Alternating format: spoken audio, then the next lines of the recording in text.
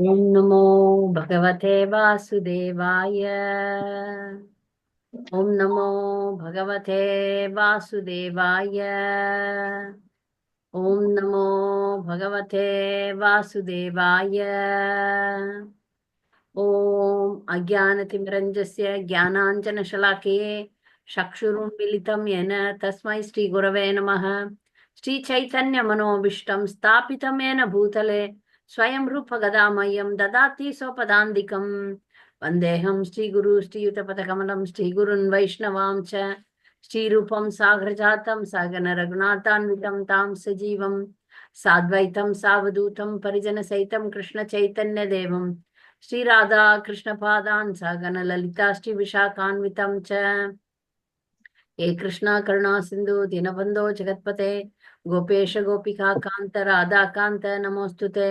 जयदां सुरतौ पङ्गोर्मम मन्दमतेर्गति मत्सर्वस्य पादाम्बोजौ राधा मदन मोहनौ दिव्यत्वृन्दारण्य कल्पद्रुमादः श्रीमद्रत्नाकारौ सिंहासनौस्तौ श्रीमद् राधा श्रील गोविन्द देवो प्रेस्ते लिबि सेव्यमानौ स्मरामि। श्रीमान् रासरसारम्भि वंशी वटतटस्थित कर्षन्वेनिस्वनैर्गोपिर्गोपीनाथ श्रियास्तु नः। तप्त काञ्चन गौरांगी राधे वृन्दावनेश्वरी वृषभानुसुते देवी प्रणमामि हरिप्रिये। वाञ्छाकल्पतरुभ्यश्च कृपा सिन्धुभ्येव च पतितानां पावनेभ्यो वैष्णवेभ्यो नमो नमः। नमो ओं विष्णुपादाय कृष्णप्रेष्ठाय भूतले श्रीमते भक्तिविकास स्वामिनिति नामिने। नमो ओं विष्णुपादाय कृष्णप्रेष्ठाय भूतले श्रीमते भक्तिवेदांत स्वामिनिति नामिने। नमस्ते सारस्वते देवे गौरवाणी प्रचारिणे निर्विशेष शून्यवादी पाश्चात्य देशतारिणे। श्री कृष्ण चैतन्य प्रभु नित्यानंद श्री अद्वैत गदाधर शिवासादि गौर भक्त वृंद। हरे कृष्ण कृष्ण कृष्ण हरे हरे, हरे राम राम राम हरे हरे।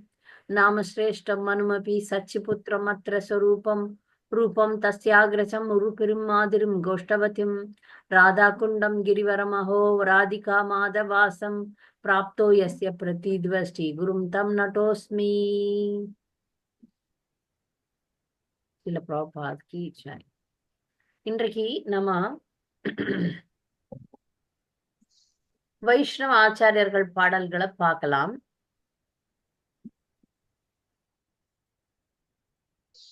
அது தொடர்பாக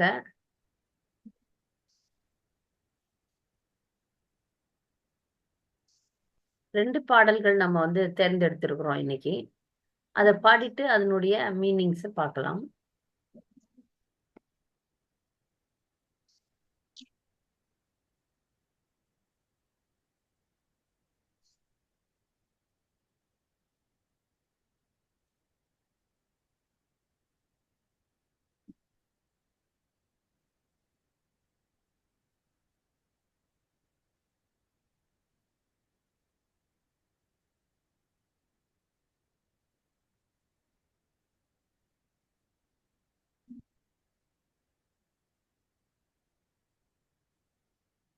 இது உங்களுக்கு தெரியுதான்னு பாருங்க, யாராவது சொல்லுங்க. இந்த ஸ்கிரீன் தெரியுதா அப்படின்னு பாருங்க. தெரியுது மாதாஜி. ஹரே கிருஷ்ணா. தெரியுதா? ஓகே.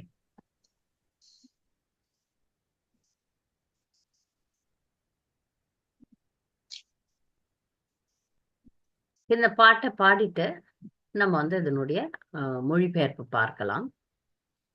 இது எப்படின்னா, நிறைய பக்தர்களுக்கு வைஷ்ணவ ஆச்சாரியர்கள் பாடல்கள் பத்தி தெரியாது. அதனால நம்ம இந்த ஞாயிற்றுக்கிழமை வகுப்புல வைஷ்ணவ ஆச்சாரியர்களுடைய பாடல்களை பார்க்கலாம். நம்ம முன்ன பேசின மாதிரி திருமாலை படிக்கலான்னு ஒரு ஆசை இருந்தது. அதுக்குள்ள நம்ம சம்பிரதாயத்துல இருக்கக்கூடிய முக்கியமான ஆச்சாரியர்களின் பாடல்கள்லாம் பக்தர்கள் கத்துக்கணும்ன்றது மிக முக்கியமான விஷயம். அதனால இதுக்கு போலாம். வைஷ்ணவ ஆச்சாரியர்கள் பாடல்கள் நமக்கு ஆன்மீக நம்முடைய சம்பிரதாயத்துல மிக மிக முக்கியமானது. அதனால எளிமையா இருக்கக்கூடிய, எல்லாரும் சுலபமா பாடக்கூடிய எளிமையான பாடல்களை தேர்ந்தெடுத்து அதை நம்ம கத்துக்கணும் அப்படின்றது முக்கியம். அதனால இன்னைக்கு குருதேவில இருந்து ஆரம்பிக்கலாம். ஒரு பக்தர் தன்னுடைய குரு கிட்ட எப்படி பாடணும் அப்படின்றத பக்தி வினோத் டாக்கூர் நமக்கு சொல்லி தராரு. அது நம்ம பார்க்கலாம். பாடிட்டு அப்புறம் யாருன்னா மொழிபெயர்ப்பு படிங்க, நான் பாடிடுறேன். இல்ல பாடக்கூடிய பக்தர்கள் யாராவது இருந்தாங்கன்னா எனக்கு சொல்லுங்க. நான் நல்லா பாடுவேன்னு நீங்க சொன்னீங்கன்னா உங்களை பாட விடுறேன். முதல் பாடல் குருதேவர். गुरुदेव कृपा बिंदु दिया कोरो ये दासे तृणापेक्षातीना। गुरुदेव कृपा बिंदु दिया कोरो ये दासे तृणापेक्षातीना। सघल सहने बल दिया कोरो निज माने स्पृहाईना। सहल सहने बल दिया कोरो निज मान स्पृहाईना। गुरुदेव कृपा बिंदु दिया कोरो ये दासे तृणापेक्षातीना।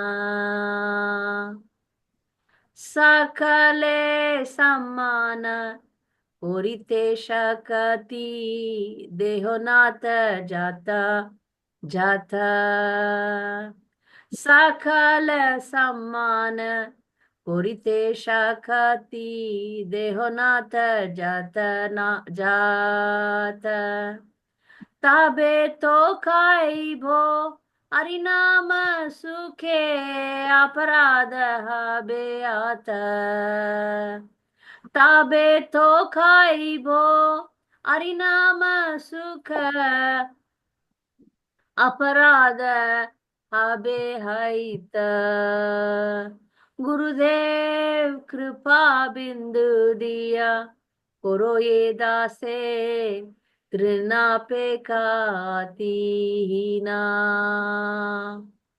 कबे हो ना कृपा लबिया ये जना कृतार्थ होइबे नाथ। शक्ति बुद्धिहीन আমি আদি দিন করো মোরে আত্মসাত। শক্তি বুদ্ধিহীন আমি আদি দিন করো মোরে আত্মসাতে। गुरुदेव कृपा बिंदु दिया कोरो ये दासे तृणापेक्षातीना। योग्यता विचारे किछु नाई पाई तुम्हारा करुणा सारा। करुणा न होइलो कांदिया कांदिया प्राण ना राखिबो आरा। गुरुदेव कृपा बिंदु दिया कोरो ये दासे तृणापेक्षातीना। மொழிபெயர்ப்பு யாரெல்லாம் படிக்கிறீங்களா? படிக்கிறோம் மாதாஜி. படிங்க. குருதேவ், உமது கருணை துளியால் உமது சேவகனாகிய என்னை புள்ளிலும் பார்க்க மிக பொறுமையுடையவனாக ஆக்க வேண்டும். எல்லாவித துன்பங்களையும் தொந்தரவுகளையும் தாங்குவதற்கு சக்தி அளிக்க வேண்டும். என் சொந்த பெருமைக்காகவும் புகழுக்காகவும் உள்ள ஆசைகளிலிருந்து என்னை விடுவிக்க வேண்டும். ஓ தலைவா பிரபு, எல்லா ஜீவராசிகளையும் முறையாக கௌரவிப்பதற்குரிய சக்தியை எனக்கு தந்தருள வேண்டும். அப்பொழுதுதான் நான் ஆனந்த பரவசத்தில் மூழ்கி புனித நாமங்களை பாடுவேன். எனது குற்றங்களும் நீங்கும். வேற யாராவது படிங்க. அடுத்தது போடுறேன். வேற யாராவது? ஹரே கிருஷ்ணா மாதாஜி. பிரணாம் மாதாஜி. நான் படிக்கிறேன். ஓ தலைவா பிரபு, எப்பொழுது இந்த அடியேன் உங்கள் கருணையை பெற்று உய்வது? நான் மிக மகிழ்ச்சி அடைந்தவன், கீழானவன், விவேகமற்றவன், பலமற்றவன். தயவு செய்து என்னை உங்கள் அன்பான சேவகனாக ஆக்க வேண்டும். என்னை வேற யாருன்னா படிக்கிட்டோம். இருங்க, அடுத்த ஸ்லோகம் வேற யாருன்னா? கீதாடி கோபிநாத் படிங்க. Number 3 மாதாஜி. Number 4. என்னை பற்றி நான் பார்த்தபோது எந்த விதத்திலும் பெருமதிப்பற்றவன். ஆகவே உமது கருணை எனக்கு அவசியம் தேவைப்படுகிறது. நீர் என் மீது கருணை கொள்ளாவிடில் நான் தொடர்ச்சியாக கதறி அழுது கொண்டே இருக்க வேண்டியதுதான். நான் தொடர்ந்து உயிர் வாழ மாட்டேன். இப்ப இதுக்கான விளக்க உரை பார்த்துட்டு நம்ம வந்து அடுத்ததுக்கு போலாம். இப்ப இந்த பாடல்ல வந்து குரு கிட்ட விண்ணப்பம் வைக்கிறார். பக்தி வினோத் தாக்கூர் இதை எழுதினார். பக்தி வினோத் தாக்கூர்னுடைய யாரும் பேசாதீங்க. பக்தி வினோத் தாக்கூர் தன்னுடைய குருதேவருக்கு எழுதின பாடல் இது. ஒரு குரு கிட்ட ஒரு சிஷ்யன் எப்படி நடந்துக்கணும்ன்றத இந்த பாடல் வந்து சொல்லுது.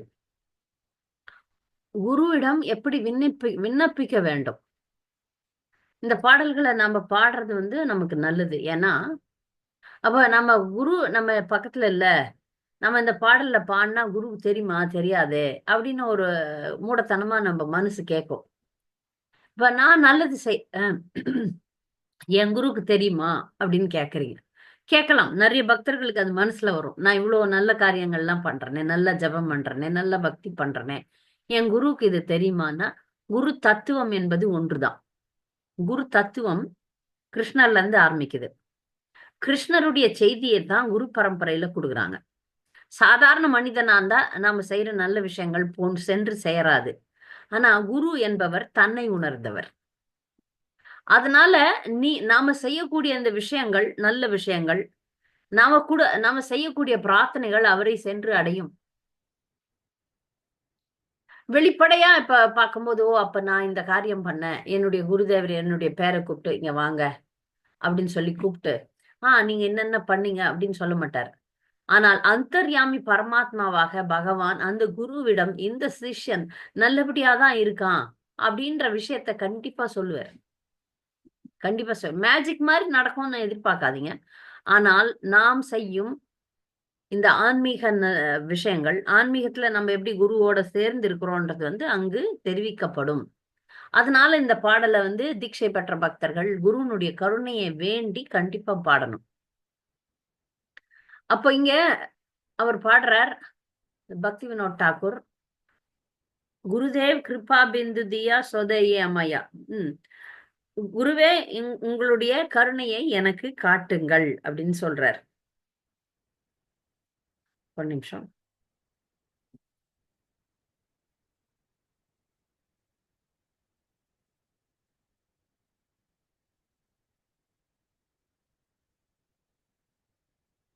நான் எப்படிப்பட்ட பக்தன் அப்படின்னு பாத்தீங்கன்னா, நான் இந்த நான் ரொம்பவே தாழ்ந்தப்பட்ட நிலையில இருக்கக்கூடிய ஒரு பக்தன்.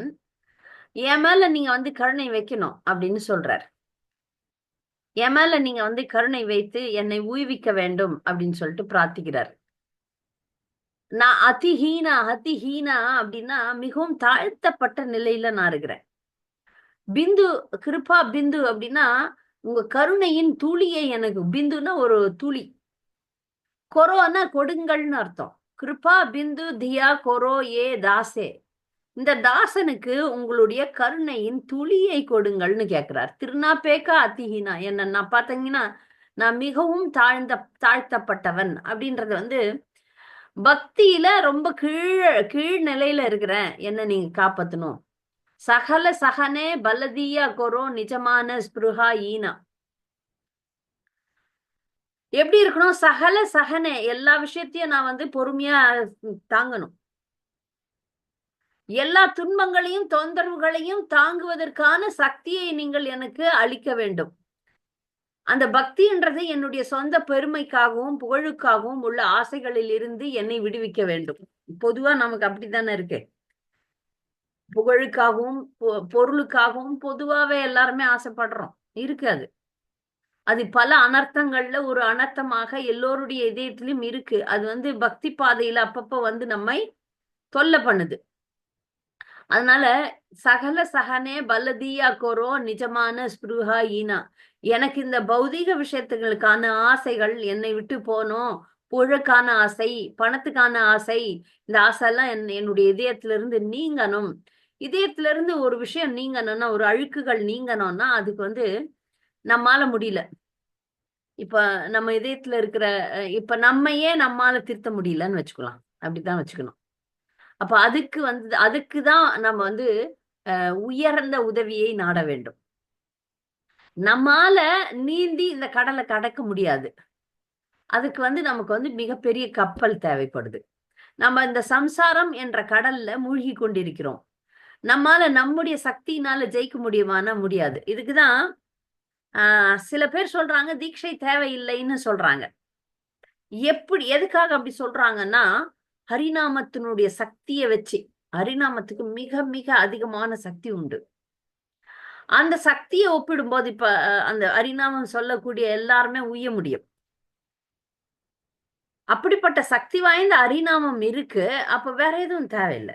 உண்மைதான் அது. வேற எதுவும் தேவையில்லை. ஆனால் அது வந்து எல்லாருக்கும் சாத்தியமாகாது. ஏன்னா நம்மாலே நம்முடைய சக்தியினாலே நம்ம வந்து பகவானை அடையறதுன்றது வந்து சாத்தியப்படாது. நம்ம ஹரிநாமத்தை தூய்மையா சொன்னாதான் பகவானை அடைய முடியும். ஏன்னா நம்ம அழுக்கே போகல. அதற்குதான் நமக்கு குரு பரம்பரை கொடுக்கப்பட்டிருக்கிறது. நாம் வந்து குருதேவர்கிட்ட சரண் அடைய வேண்டும், அவரை விண்ணப்பிக்க வேண்டும், அவரிடம் இந்த வேண்டுகோளை வைக்க வேண்டும். இதை உணர்ந்து நம்ம செய்யும் போது அந்த தொடர்பு ஏற்படும். குருவோட ஆத்மார்த்தமான தொடர்பு ஏற்படும். அந்த தொடர்பின் மூலமாக நமக்கு கருணை கிட்டும். நாம வந்து உய்விக்கப்படுவோம். அதுதான் இங்க வந்து அவரு இந்த பிரார்த்தனையா வைக்கிறார். என்னை வந்து இந்த பௌதீக விஷயங்கள்ல இருந்து காப்பாற்றி கடை சேர்க்க வேண்டும்னு கேட்கிறார். சகல சம்மானே கொரித்தே சகதி. பிரபு எல்லா ஜீவராசிகளையும் முறையாக கௌரவிப்பதற்குரிய சக்தியை எனக்கு தந்தருள வேண்டும். சகல சம்மானே, எல்லா ஜீவராசிக்கும் ஒழுங்கா நான் வந்து மரியாதை தரணும். சகத்தின்னா சக்தி தான். தேகம் நாத்த ஜதா ஜதா ஜத. ஓ பெரிய நாதரே, என்னுடைய தலைவரே, எனக்கு வந்து ஒரு இந்த சக்தியை கொடுங்க. எல்லா ஜீவராசியும் சமமா பார்க்கணும் நான். அப்போதுதான் நான் ஆனந்த பரவசத்தில் மூழ்கி புனித நாமங்கள் பாடுவேன், எனது குற்றங்களும் நீங்கும். எப்போ குற்றமில்லாம ஜபிக்கணும், அப்படி ஜபிக்க முடியும் அப்படின்னும் போது இந்த சமதிருஷ்டி எப்போ வருதோ அப்பதான் முடியும். அப்ப நீங்க வந்து எனக்கு எல்லா ஜீவராசிகள்லயும் பகவான் இருக்கிறார், எல்லா ஜீவராசிகளையும் சமமா பார்க்கணும்ன்ற அறிவை நீங்க எனக்கு கொடுங்க. எப்போ வந்து ஹரிநாமத்தை சுத்தமா சொல்ல முடியும்னா அபராத அபே ஹத. எப்போ வந்து அபராதம் இல்லாம ஜபிக்கிறோமோ அப்பதான் வந்து சுத்தநாமம் நமக்கு கிடைக்கும். சகல ஜீவராசிகளையும் சமமாக பார்க்கக்கூடிய சக்தியையும் அபராதங்கள் இல்லாமல் ஜபிக்கக்கூடிய அறிவையும் நீங்க எனக்கு தரணும் அப்படின்னு சொல்லிட்டு கேட்கிறார். அடுத்து 3வது ஸ்லோகம், 3வது இது வரி. கபே ஹோனா கிருபா லபியா ஏஜன கிருத்தார்த்த ஹோய்பே நாதா. ஓ தலைவா. நாதா அப்படின்னா நாதரே தான். நம்ம தமிழ்லயும் நாதான்னு சொல்றோம். நாதரே, நாதனே, தலைவனே. பிரபு எப்பொழுது இந்த அடியேன் உங்கள் கருணையை பெற்று உய்வது? எப்ப நீங்க கொடுக்க போறீங்க கருணை? நான் மிக மகிழ்ச்சி அடைந்தவன்.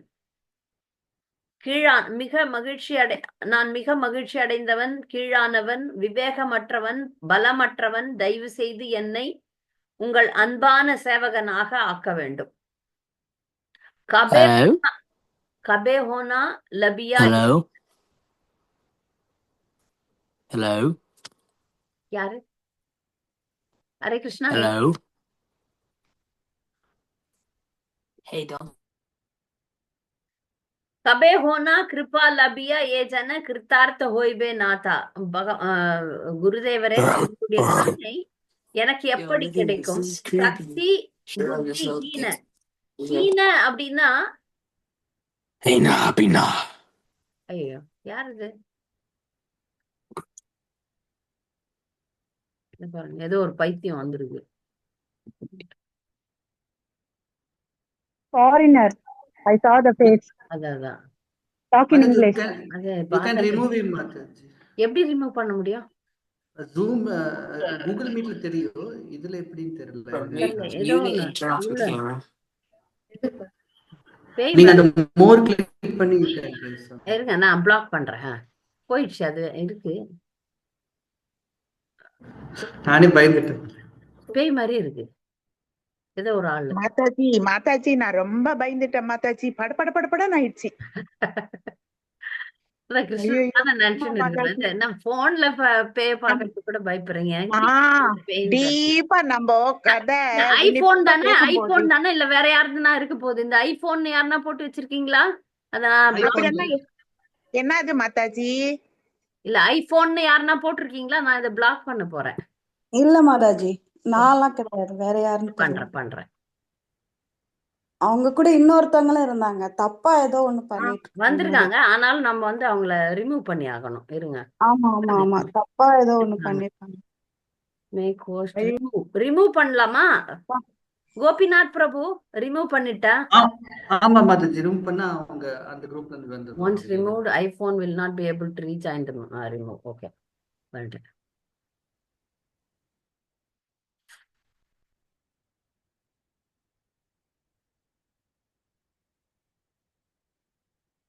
வாட் ஹேப்பன்ட்னு கேக்குது. என்னன்னு சொல்றது?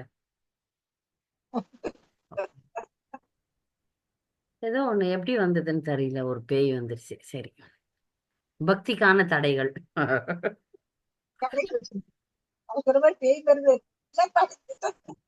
பேய்க்கு கிளாஸ் கேட்கணும்னு ஆசை வந்து பேய் மாதிரியே இருந்தது மாதாஜி. ஐயோ எனக்கு படன்னு ஆயிடுச்சு மாதாஜி.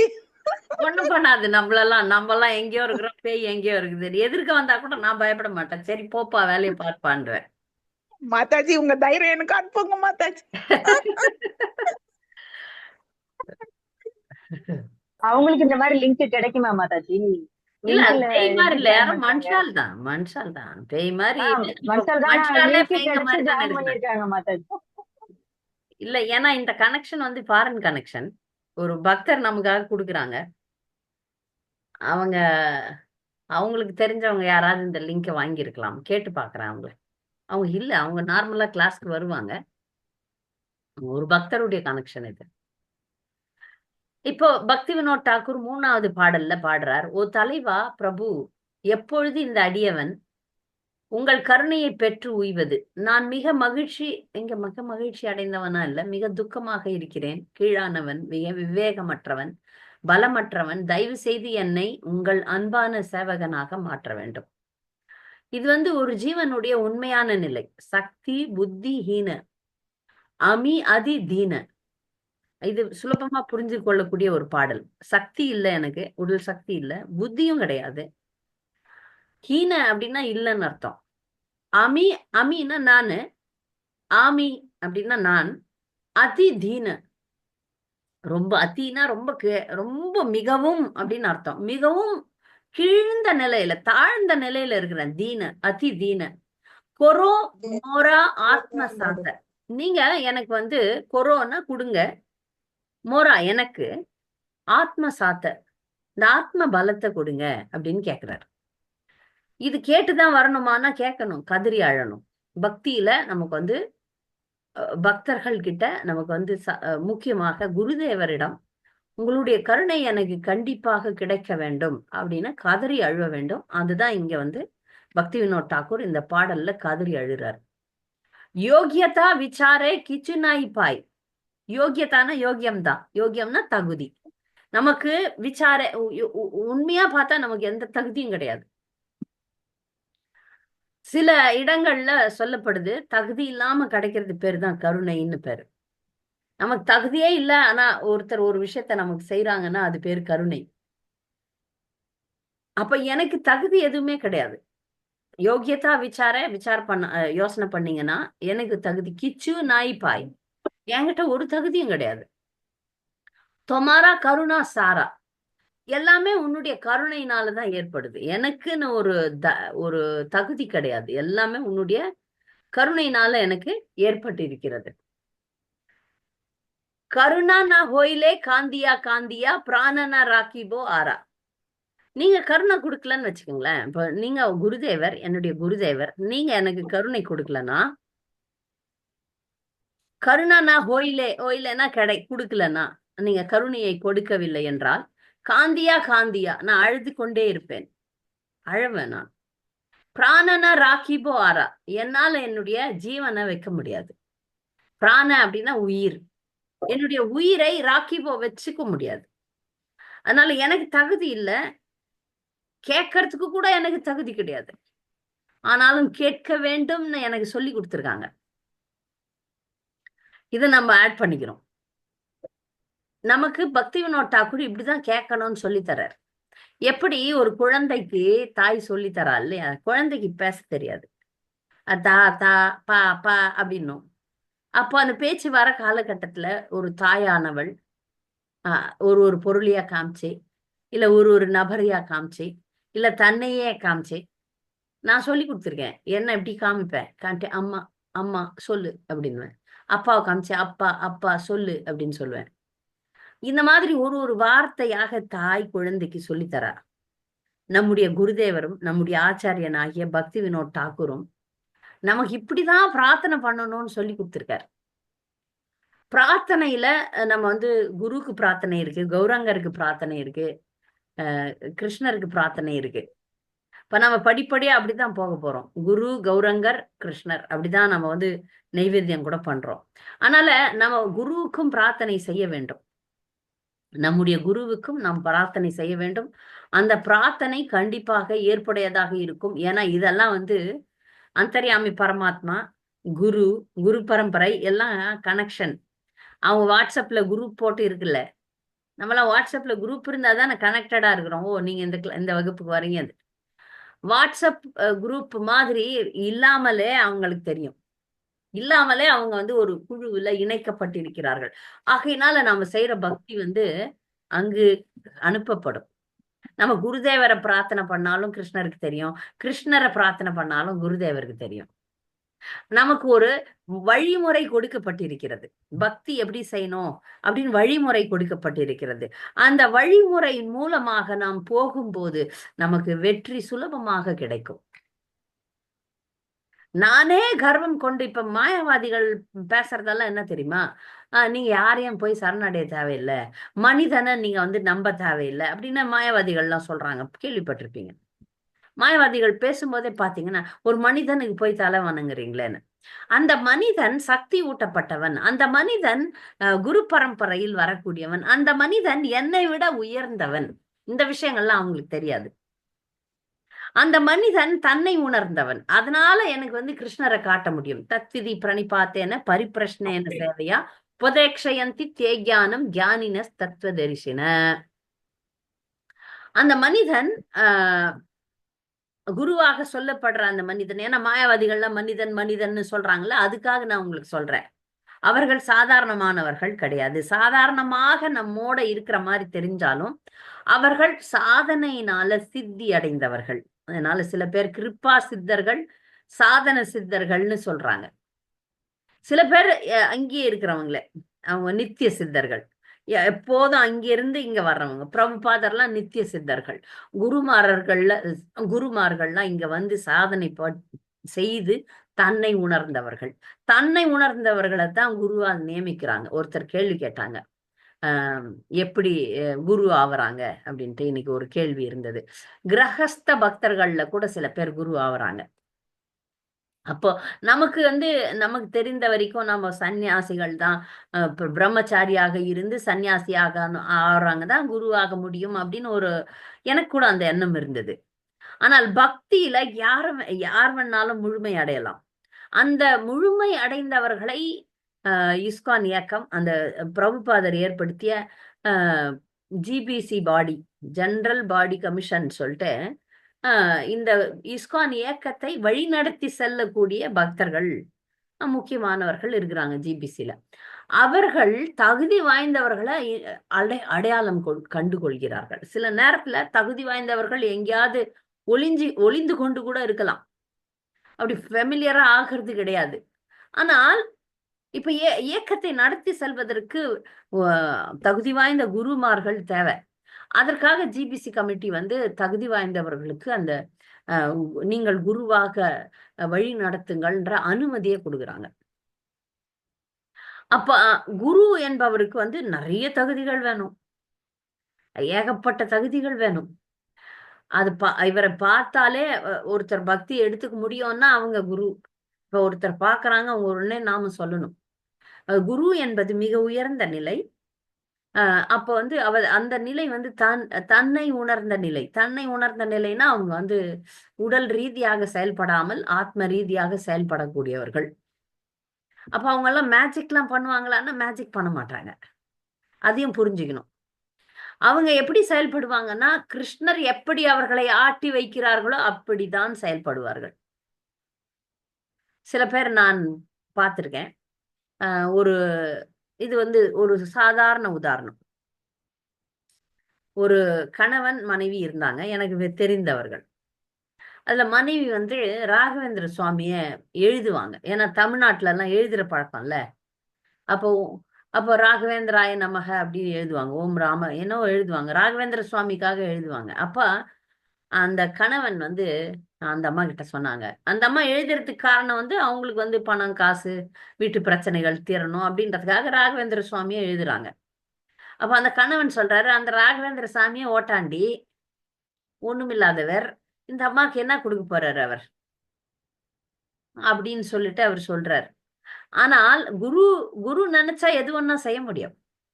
அவர் தனக்கு பயன்படுத்திக்கல. இப்போ ஒரு குருவை எனக்கு வந்து பௌதிகம்தான் வேணும் அப்படின்னு அடம் பண்ற சிஷ்யர்களுக்கு குரு வந்து சில நேரங்கள்ல சரி பௌதிகத்தை தரேன்னு தரக்கூடிய குருமார்கள் இருக்கிறாங்க. என்னுடைய குரு எல்லாம் அதெல்லாம் தரமாட்டார், சொல்லிடுவார்.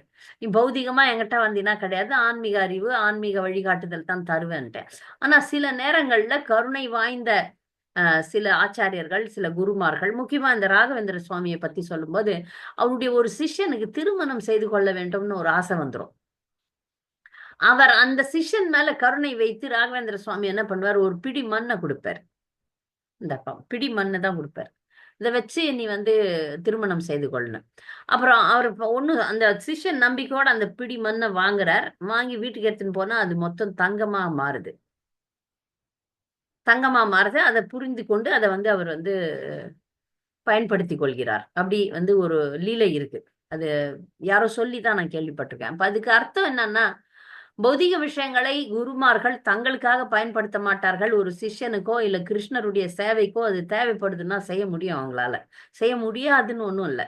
அவங்க வந்து பௌதிகமா எதையும் புலன் இன்பத்துக்காகவோ பௌதிகமான விஷயத்துக்காகவோ அவங்க வந்து செயல்பட மாட்டார்கள்.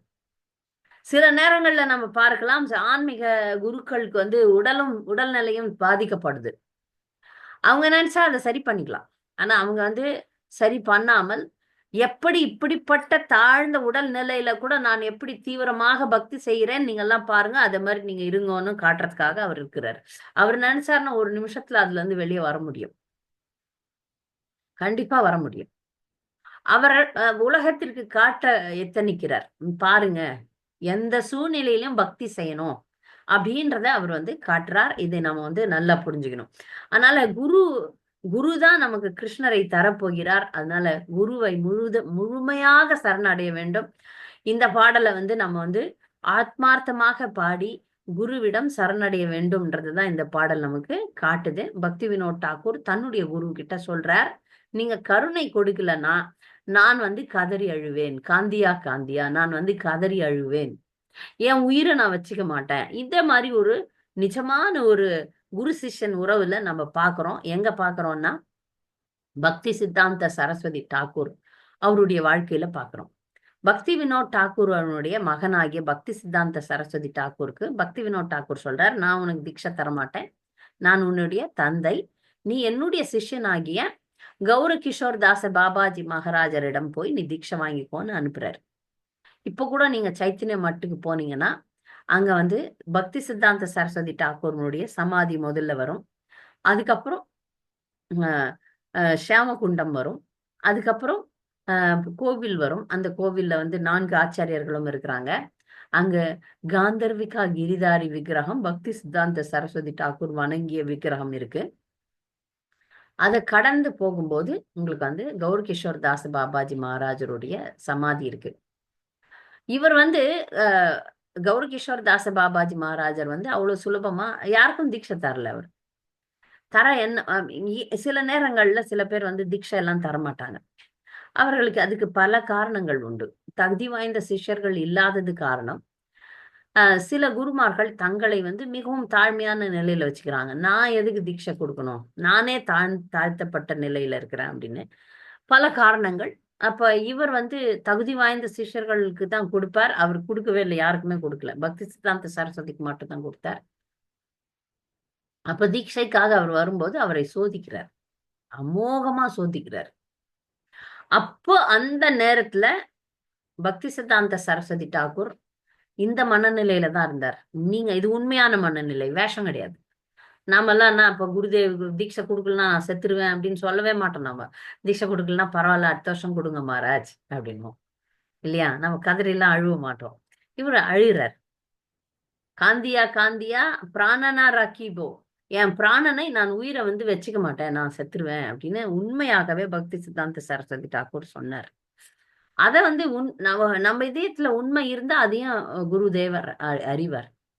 அதை அறிஞ்சதுக்கு அப்புறம் கௌரகிஷோர் தாஸ் பாபாஜி மகாராஜ் அவருக்கு அந்த தீட்சையை கொடுக்கிறார்.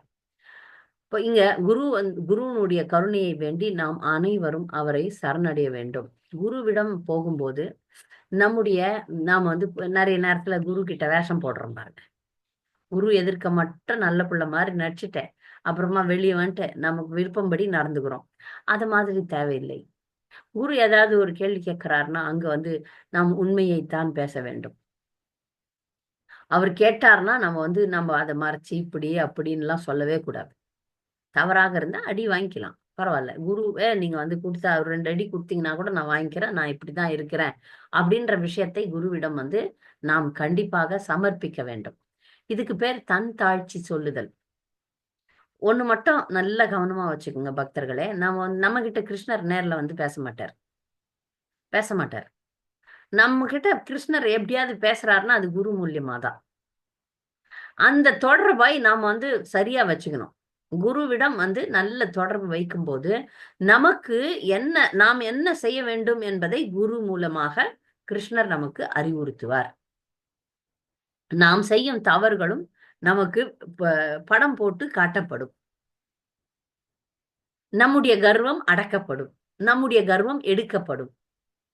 நம்ம நினைச்சுக்கிறோம்ல நம்ம பெரிய ஆளு, நம்ம குரு வந்து நம்மளை கூப்பிட்டு நமக்கு வந்து ஆசீர்வாதம் கொடுக்கணும், நம்ம குரு வந்து நம்மை கவனிக்க வேண்டும். நிறைய பேர் சிஷ்யர்களுக்கு இந்த மாதிரி எதிர்பார்ப்புகள் இருக்கு. ஆனால் நம்மை நாடி குரு வரணும்னா நம்ம அதுக்கேத்த மாதிரி தகுதி உடையவர்களாக இருக்க வேண்டும் இல்லையா? அதற்கான முயற்சி செய்ய வேண்டும். நடக்கும். நான் பார்த்திருக்கேன் சில குருமார்கள்லாம் குடிசை வீடா இருந்தாலும் அங்க போயிடுவாரு. அந்த குரு அங்க போயிடுவாங்க. எப்படி போவாங்க தெரியாது. ஏன்னா அந்த பக்தருடைய பிரசித்தம் அப்படி. இந்த பக்தர் வந்து சில நேரங்கள்ல அந்த சிஷ்யனை தேடி குரு வருவார். இந்த மாதிரி சிஷ்யன் பின்னாடி குருவும் போவார். அதுவும் நம்ம பார்த்திருக்கோம். எங்க பார்த்திருக்கிறோம்னா, நான் ஏற்கனவே இந்த வகுப்புல அந்த கதையை பத்தி சொல்லியிருக்கேன். சொன்ன வண்ணம் செய்த பெருமாள் அப்படின்னு காஞ்சிபுரத்துல ஒரு பெருமாள் இருக்கிறார். சொன்ன வண்ணம் செய்த பெருமாள், யதோத்காரின் பேரு. அந்த யதோத்காரி அந்த பெருமாள் வந்து அவர்கிட்ட வந்து குரு இருந்தார், சிஷ்யன் இருந்தார். இதை நான் ஏற்கனவே கணிகண்ணன் அப்படின்னு ஒரு சிஷ்யர், அப்புறம் வந்து அந்த திருமழி இசை ஆழ்வார், அந்த ஆழ்வாரும் இருந்தார். ஆழ்வாருக்கு சிஷ்யன் ஆழ்வார் பெருமை பெருசு, சிஷ்யன் பெருமை அதை விட பெருசு. இந்த கணிகண்ணன் அப்படின்ற வந்து ரொம்ப அழகா பாடுறவர். ஆனா அவர் பாடுவார் 2 பேரை பத்தி தான். ஒன்னு குரு, ஒன்னு கிருஷ்ணர், கடவுள் பெருமாள். இந்த 2 பேரை மட்டும்தான் பாடுவார் அவர். அப்போ அதை கேள்விப்பட்ட அந்த ஊர் மன்னன், நான் என்ன பத்தியும் பாட. அப்போ அவர் வந்து சொல்றார், அந்த கணிகண்ணன் சொல்றார், அரங்கனை பாடிய வாயால் ஒரு குரங்கனை பாட மாட்டேன் அப்படின்னு சொல்லுவார். அப்ப அந்த ராஜாவுக்கு கோபம் வந்துடுது. என் நாட்டுல வாழ்ந்துட்டு நீ வந்து என்ன ஆட்டம் போடுற, நீ போ அப்ப வெளியோ. ஏன்னா இப்படித்தானே பௌதிகவாதிகள்லாம் சொல்றாங்க. பக்தர்கள் வந்து பயப்படுறது கிடையாது, எதுக்கும் பயப்பட மாட்டாங்க. நாம வந்து அப்படியே சரி சரணாகதி, மன்னனே உன்னை பத்தி தானே ஒரு பாட்டு எழுதி கொடுத்துட்ற அப்படின்னு சொல்லி சரணாகதி அடைந்திருப்போம். அவர் கணிகண்ணன் அதுக்கெல்லாம் பயப்படல. பௌதிகவாதிகளிடம் எங்களுக்கு ஒரு பிரச்சனையும் இல்லை. ஏன்னா நாங்கள் கடவுளை சார்ந்து வாழ்பவர்கள். கடவுளிடம் சரணாகதி அடைந்தவங்க எதுக்குமே பயப்படக்கூடாது. ஒரு 8 சுரக்காய் இப்ப பஞ்சில ஒரு பேய், அதெல்லாம் ஒண்ணும் நம்மள பண்ணாது. எப்படி பண்ணோம் சொல்லுங்க? அஹ் அப்ப மன்னனுக்கே பயப்படல. மன்னன் என்பவன் தண்டனை கூட கொடுக்கலாம். மன்னனுக்கே பயப்படல கணிகர்ணன். போங்கன்னு சொன்ன உடனே நான் கிளம்புறேன் அப்படின்னு சொல்லிட்டு குருதேவர்கிட்டயும் பெருமாள் கிட்டயும் சொல்லிட்டு நான் கிளம்புறேன், என்ன நாடு கடத்துறாங்க, நான் போறேன் அப்படின்னு போறாரு. அப்ப குருதேவர் சொல்றாரு, நீ போறியா, நானும் வந்துடுறேன். அப்ப குரு சிஷ்யன் பின்னாடி போறாரு. எந்த அளவுக்கு சிஷ்யனுடைய பெருமையை பாருங்க. பல நேரங்கள்ல குருவனுடைய கருணையினால சிஷ்யன் கூட குருவுக்கு சமமான நிலையில கூட வரலாம். அது சில வரலாற்றுல சில இடங்கள்ல நடந்திருக்கு, நமக்கெல்லாம் நடக்காது. அப்ப கணிகர்ணன் பின்னாடி இவர் போறாரு, திருமழிசை ஆழ்வார் போறாரு. அப்ப ஆழ்வாரே போயிட்டாரு, சிஷ்யனும் போயிட்டாரு, பக்தனும் போயிட்டார். அப்ப பெருமாள் சொல்றாரு, நீங்க 2 பேரும் இல்லைன்னா எனக்கு என்ன வேலை இந்த நாட்டுல, நானும் வரேன்னு சொல்லும் போது பெருமாளை கணிகண்ணன் சொல்றார், கட்டளை இடுகிறார். அதனாலதான் சொன்ன வண்ணம் செய்த பெருமாள், கிளம்பு, சுருட்டி கொள்ளடா பாயை. பாய் இருக்குல்ல, அந்த பாயை சுருட்டி கொள்ளடா, சுருட்டி அக்குள்ள வச்சுக்கிறார் பாம்பனை பாயை சுருட்டி கொள்ளடா அப்படின்னு பாடுறாரு. ஒரு பாசுரமே இருக்கு. அதுக்கு அப்ப பக்தன் பின்னாடி குரு போறார், குரு பின்னாடி பகவான் போறார். 3 பேரும் வெளியே போயிடுறாங்க. நாட்டை விட்டு வெளியே போனா என்ன ஆகும்? நாடு இப்ப பகவான் இல்ல, பக்தன் இல்ல, குரு இல்ல, நாடு நாசமா போயிடுச்சு. அப்பதான் அரசனுக்கு புத்தி வருது, நான் அரசனா இருக்கலாம், ஆனா இந்த நாட்டுக்கு முக்கியமானது யாரு? பக்தர்கள் தான். அதனால போய் விழுந்து போராடி அழுது கெஞ்சி கேட்டு கொண்டாடுறாங்க. அப்ப திரும்பி வராங்க. சோ அதனால குரு நம்மை நாடி வர வேண்டும்னா அந்த மாதிரி ஒரு பக்தரா நாம இருக்கணும். மிக செய்தற்கரிய செயலை நம்ம செய்யும் போது, ஆழமாக பக்தி செய்யும் போது, குரு 10 பேர்ல ஒருத்தரா நம்ம நின்னா கூட நம்மளை கூப்பிட்டு வரீங்க வாங்க அப்படின்ட்டு அது தெரியும். அதனால அதுக்காக பயப்படாதீங்க, ஐயோ அது இன்னைக்கே நடக்கணும்னு. முயற்சி செய்யுங்கள், அது கண்டிப்பாக நம் வாழ்க்கையில் நடக்கும். குரு முன்னாடி போகும்போது தன் தாழ்ச்சி சொல்லணும், நான் இன்னும் முன்னேறலையே, கருணையை கொடுங்க, முன்னேறுறேன் அப்படின்னு பாடல்கள்ல நம்முடைய மெடிடேஷனா இருக்கணும். இதெல்லாம் நம்முடைய தியானமாக இந்த பாடல்கள் இருக்க வேண்டும். இந்த மாதிரி பாடல்களை படிச்சு, மொழிபெயர்ப்பை படிச்சு நாம் இதை இப்ப பக்தி வினோத் தாக்கூர் எழுதினாரு. இப்ப இதை நாம பாடும்போது நமக்கு பலன் இல்லாம போகுமான்னு கேட்டா கண்டிப்பா பலன் இருக்கும். ஏன்னா அவர் பாடிட்டார், அதனுடைய சக்தி அந்த பாடல்ல இருக்கு. நமக்கு தகுதி இல்லை இந்த பாடலை பாடுறதுக்கு. ஆனா அந்த பாடலை நம்ம அவர் பாடினாலும் சரி, நம்ம பாடினாலும் சரி வேலை செய்யும். உண்மையான ரீதியில பாடும்போது குருதேவருடைய கருணை நம் அனைவருக்கும் கிடைக்கும். அதனால இந்த பாடலினுடைய பொருளை அறிந்து இதை நாம் பாடுவோமாக. நமக்கு தகுதி இல்லை என்பதை பகவானிடம், குருதேவரிடம் சொல்லிட்டு, நீங்கள் எனக்கு கருணையை காட்ட வேண்டும் என்று பிரார்த்தித்து குருவை சரணடைதல். அந்த பாட்டு. இப்ப நம்ம அடுத்த பாட்டு போலாம்.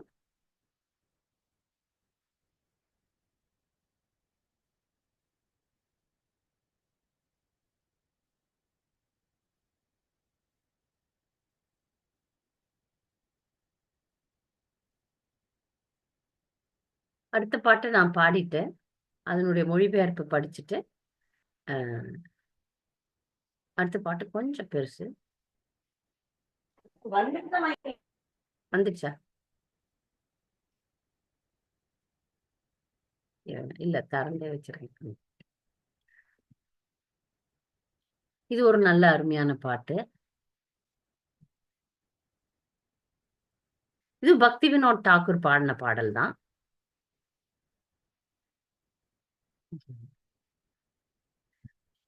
ஓஹே வைஷ்ணவ ठाकुरा दया सागरा एदासे करुणा कोरी। ओहे वैष्णव ठाकुरा दया सागरा एदासे करुणा कोरी। दिया पद छाया शोधो ये माया तुम्हारा चरण दोरी। दिया पद छाया शोधो ये माया तुम्हारा चरण दोरी ओ हे वैष्णव ठाकुरा दया மாதாஜி பாட்டு வரல மாதாஜி. तुम्हारा ஏதாசே கருணா கோரி. மத்தவங்க யாராவது சொல்லுங்க. ஆமா மாதாஜி, ஷேர் ஆகல. Yes, பாட்டு Mataji. பாட்டு வரலையா? மீன்ஸ் ஆமா, ஷேர் ஆகல. Okay okay.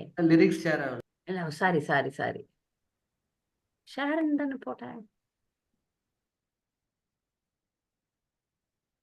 இப்ப வந்துச்சு மாதாஜி. ரெண்டாவது ஸ்டான்ஸா. छाय बेहदोमी छाय दोष शोधी छाय गुण देहो दासे छाय सत्संग देहो ये हमारे बोशीचे संगेर आशे छाय बेहदोमी छाय दोष शोधी छाय गुण देहो दासे छाय सत्संग देहो ये हमारे पोछीचे संगेर आशे एकाकी हमारा नहीं पाय भला हरिनाम संगीतन तुम्ही कृपा कोरी श्रद्धा बिंदु दिया देहो कृष्ण नाम दाने ओ हे वैष्णव ठाकुरा दयारा सहारा एदासे करुणा कोरी कृष्ण से तुम्हारा कृष्ण दीते पारे तुम्हारा शाचे आमी तो कंगाल कृष्ण कृष्ण बोली ताई तव पाचे दाई तव पाचे ओ हे वैष्णव ठाकुरा दयारा सागरा एदासे करुणा कोरी.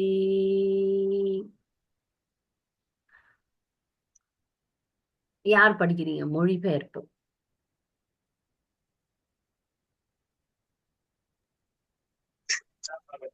நான் படிக்கிறேன் மாதாஜி. ஓ மரியாதைக்குரிய வைஷ்ணவரே, ஓ கருணை கடலே, தங்களின் சேவகனுக்கு கருணை புரியுங்கள். தங்களின் தாமரை பாதங்களின் நிழலை அழித்து என்னை தூய்மைப்படுத்துங்கள். நான் தங்களுடைய தாமரை பாதங்களை பற்றி உள்ளேன். ஹரே கிருஷ்ணா. ஹரே கிருஷ்ணா. வேற யாராவது படிங்க அடுத்தது. 6 விதமான இச்சைகளை கட்டுப்படுத்த எனக்கு கற்றுத்தாருங்கள். எனது 6 தவறுகளை சீர் செய்யுங்கள். 6 சிறந்த குணங்களை எனக்கு அழியுங்கள். மற்றும் 6 விதமான புனித சங்கத்தை எனக்கு அழியுங்கள். ஹரே கிருஷ்ணா. மூன்றாவது. ஹரே கிருஷ்ணா. படிங்க.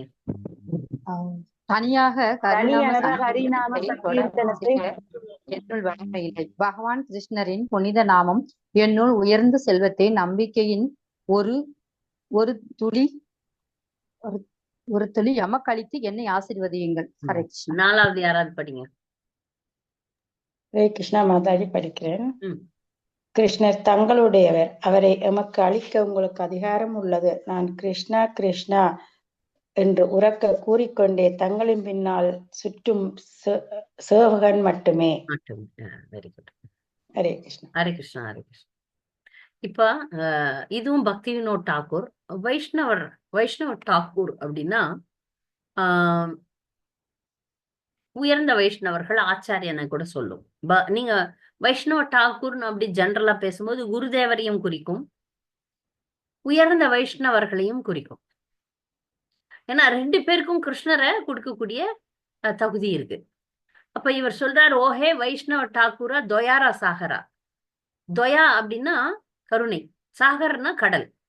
கருணை கடலே வைஷ்ணவரே, வைஷ்ணவ டாக்கூரர். டாக்கூரர்னா தலைவர். டாக்கூர்ன்றது மிக உயர்ந்தவர்களை சொல்றதுக்கு கடவுளையும் சொல்லுவாங்க, உயர்ந்தவர்களையும் சொல்லுவாங்க. அப்போ ஓஹே வைஷ்ணவ டாக்கூர், வைஷ்ணவரே நீங்கள் கருணை கருணை கடல் நீங்க. இந்த தாசே கருணா கோரி, கருணான கருணை தான். இந்த தாசன் மீது, இந்த அடிமை மீது நீங்கள் கருணையை காட்டுங்கள். தியா பாத சாயா, சாயானா நிழல், உங்கள் பாத நிழலை எனக்கு கொடுங்க. ஷொதையே அம்மாயா, எனக்கு கொடுங்கள். தொமாரா சரண தோரி, உங்கள் சரணை அடைந்த இந்த பக்தனுக்கு உங்களுடைய பாத நிழலை கொடுங்கள் அப்படின்னு சொல்றார். இப்ப அடுத்ததுதான் கொஞ்சம் விவரமா படிக்க வேண்டிய ஒரு ஸ்லோகம். சய அப்படின்னா 6, பேஹ தோமி 6, சய பேஹ தோமி, சய தோஷ சோதி, சய குண தேஹோ தாசே, சய சத் சங்க தேஹோ ஏ அமார போஷிச்சே சங்கேர ஆச்சே. இதுக்காக ஒரு 4 எக்ஸ்ட்ரா ஸ்லோகங்களை நம்ம பார்க்கணும். 4 விதமான, முதல்ல இந்த ஸ்லோகத்தினுடைய மொழிபெயர்ப்பு பார்த்தலாம். ஒரு நிமிஷம்.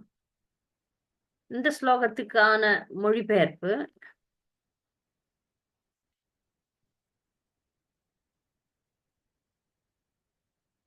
ஆறு விதமான இச்சைகளை கட்டுப்படுத்த எனக்கு கற்றுத்தாருங்கள்.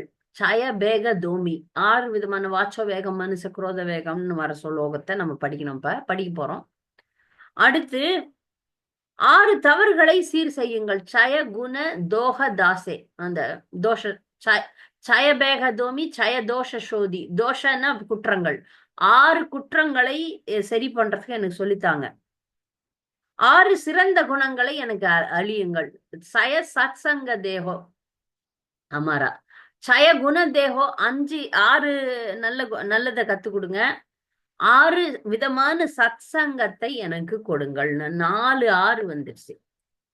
6 விதமான கட்டுப்பாடுகளை நான் செய்யணும். 6 விதமான இச்சைகளை கட்டுப்படுத்தும் சக்தியை எனக்கு கொடுங்க. 6 தவறுகளை சீர் செய்யும் சக்தியை எனக்கு கொடுங்க. 6 சிறந்த குணங்களை எனக்கு கொடுங்க. 6 விதமான சத்சங்கங்களை எனக்கு கொடுங்க. இதுக்காக நம்ம உபதேசாமிர்தத்தை நான் உங்களுக்கு பாடம் நடத்தணும். அப்பதான் இது புரியும். நான் உங்களுக்கு உபதேசாமிர்தம் ஸ்லோகங்களை காமிச்சுதான் இதை சொல்லித்தர முடியும். அதுக்கு ஒரு ஸ்கிரீன் ஷேர் போடலாம். ஒரு நிமிஷம்.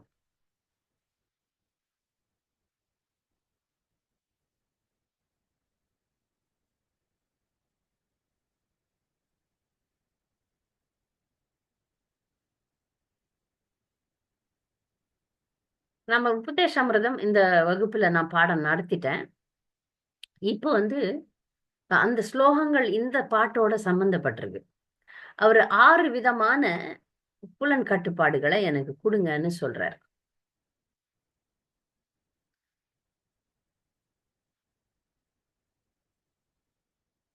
வாச்சோ வேகம், மனச குரோத வேகம், ஜீவா வேகம், உதரோ பஸ்த வேகம், ஏதான் வேகான் யோ விஷயத்த தீர சர்வம் அபிமாம் பிருத்விம்ச சிஷ்யாத். இதுல 6 விஷயம் இருக்கு. பேச்சின் தூண்டுதல்கள், மனதின் தேவைகள், கோபத்தின் செயல்கள், நாக்கு, வயிறு, பாலுறுப்புகள் ஆகியவற்றின் தூண்டுதல்களை பொறுத்து கொள்ளக்கூடிய நிதான புத்தி உள்ள ஒருவர் உலகம் முழுவதிலும் சீடர்களை ஏற்கும் தகுதி வாய்ந்தவர். உபதேசாமிர்தத்துல முதல் ஸ்லோகம் இது.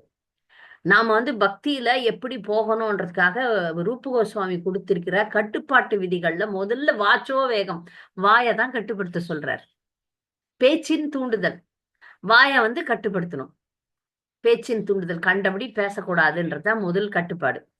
மனதின் தேவைகள், மனசை கட்டுப்படுத்தணும்.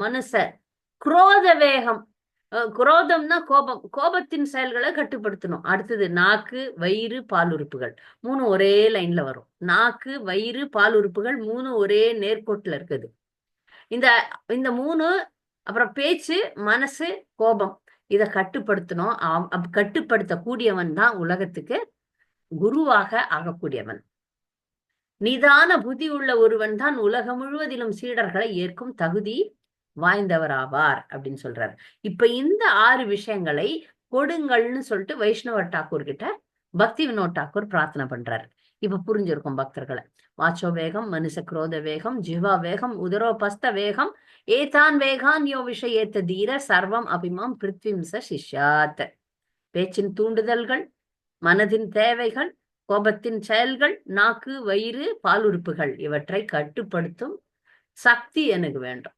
அந்த சக்தி உள்ளவன் அந்த சக்தி உள்ளவன் உலகம் முழுவதும் அவன் சீடர்களை ஏற்கக்கூடிய ஒரு குருவாக மாறக்கூடியவனாக மாற முடியும். இப்ப அடுத்த 6 விஷயங்கள் பக்தியை கெடுக்கக்கூடிய விஷயம். அதுதான் இவர் சொல்றார். பக்திக்கு பாதகமான விஷயங்களை நான் செய்யாமல் இருக்கணும், அதுக்கும் நீங்க தான் அருள் புரியணும்னு சொல்றார். அதுதான் இது. அத்தியாகார பிரயாச்சஸ்ய பிரஜல்போ நியமாகிரக ஜனசங்கல்ஷ லௌல்யம் ஷட்பீர் பக்திர் வினஷ்யதி. தேவைக்கு அதிகமா உண்றது, தேவைக்கு அதிகமா செல்வம் திரட்டுவது, பௌதிக பொருட்களை அடையணும். பிரயாச்சஸ்னா முயற்சி செய்யறது. பௌதிக பொருட்களை அடைவதற்கு மிக வேகமாக முயற்சி பண்ணுவது.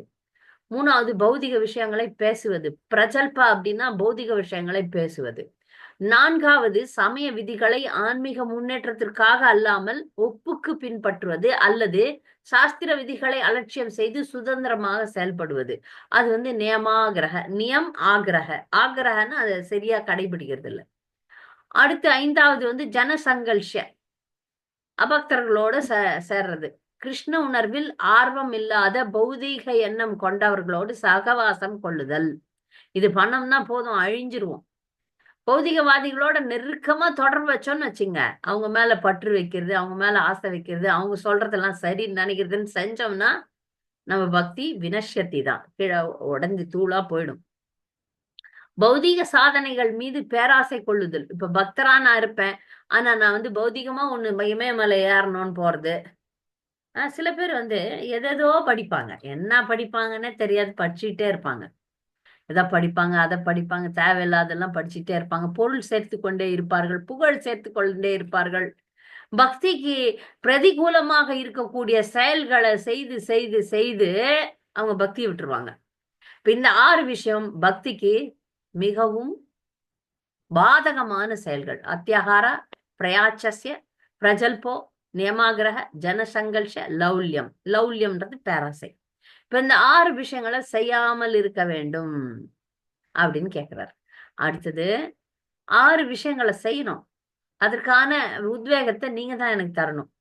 அது உற்சாகாத் நிச்சயாத் தைரியாத் ததத் கர்ம பிரவர்த்தனாத் சங்கத்தியாக சதோவிருத்தே ஷட்பீர் பக்தி பிரசித்தியதி.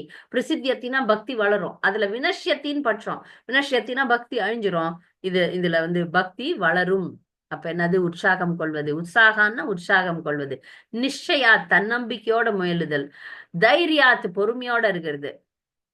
ததத் கர்ம பிரவர்த்தனாத் அப்படின்னும் போது 9 விதமான பக்தி தொண்டுகளை செய்ய வேண்டும்.